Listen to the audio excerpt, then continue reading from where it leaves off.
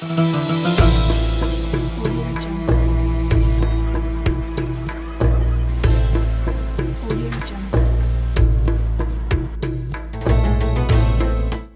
টিভিতে সকল বাংলাদেশি প্রবাসী এবং যারা দিল্লিতে ভিসার কাজের উদ্দেশ্যে আসবেন, যারা পাহাড়গঞ্জে থাকবেন তাদের জন্য, যারা মুসলিম সম্প্রদায়ের ধর্মভীরু 5 ওয়াক্ত নামাজ মেনটেন করতে চান জামায়াতের সাথে মসজিদে, তাদের উদ্দেশ্যে আজকের এই ভিডিও। যারা আপনারা নিউ দিল্লিতে পাহাড়গঞ্জে মেইন বাজার এরিয়াতে থাকবেন তাদের জন্য আজকে আমরা বলতে চাই। মেইন বাজারে আপনারা এই যে রোডটা দেখতে পাচ্ছেন, এই রোডের এই শুরুতে এখানে একটি বড় মসজিদ আছে। এই যে আপনারা রোডের সাথে দেখতে পাচ্ছেন, এই যে রোডের বাহির অংশ।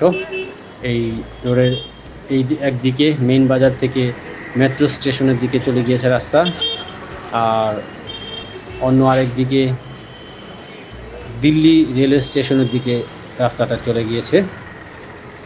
এই রোডের ঠিক শেষে আরেকটি মসজিদ আছে, যেই মসজিদটিতে গেলে আপনারা খাওয়ার ব্যবস্থাও আছে। সেখানে আপনারা চাইলে ফ্রেশ ভাত এবং মাংস, বিভিন্ন মুরগি মাংস, গরু মহিষী মাংস, এগুলো দিয়ে খেতে পারবেন দেশীয় স্বাদে।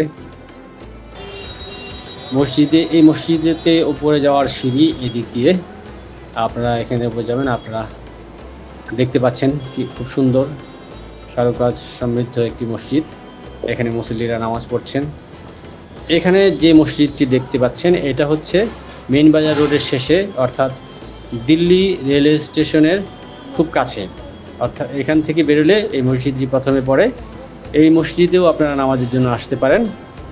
আর এই মসজিদটিতে আসলে আরেকটা সুবিধা আছে, এখানে অনেক দূর দূরান্ত থেকে অনেকে আসে খাবার জন্য, আপনাদেরকে দেখাচ্ছি। আর এখানে আছে খাওয়ার ব্যবস্থা, একটা রেস্টুরেন্টের মতো, যেখানে আপনারা খেতে পারবেন সুলভ মূল্যে। 1 প্লেট ভাত এবং 1 প্লেট মাংস, গরু বা মহিষের মাংস যেটাই দেখ না কেন, সেটা দিয়ে খেলে বিল আসে 70 রুপি। 70 রুপিতে আপনি ভরপেট খেতে পাচ্ছেন।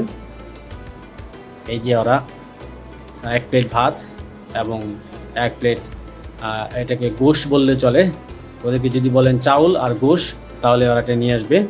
এটাকে ওরা কুরমাও বলে। সো আপনাদের সুবিধার্থে আমরা প্রবাসী টিভির পক্ষ থেকে আপনাদেরকে দিক নির্দেশনা হিসাবে 2টো মসজিদের সন্ধান দিলাম। প্রবাসী টিভির সাথেই থাকুন, দেখতে থাকুন প্রবাস সম্পর্কিত যাবতীয় তথ্য, সেবা এবং পরামর্শমূলক ভিডিও চিত্র। আপনাদের কোনো পরামর্শ, কোনো কিছু জানতে চাইলে, নির্দিষ্ট করে কোনো বিষয়ে দেখতে চাইলে অবশ্যই কমেন্টসে জানান আমাদেরকে। প্রবাসী টিভির সাথে থাকুন। প্রবাসী টিভি, সারা বিশ্বে বাংলাদেশ।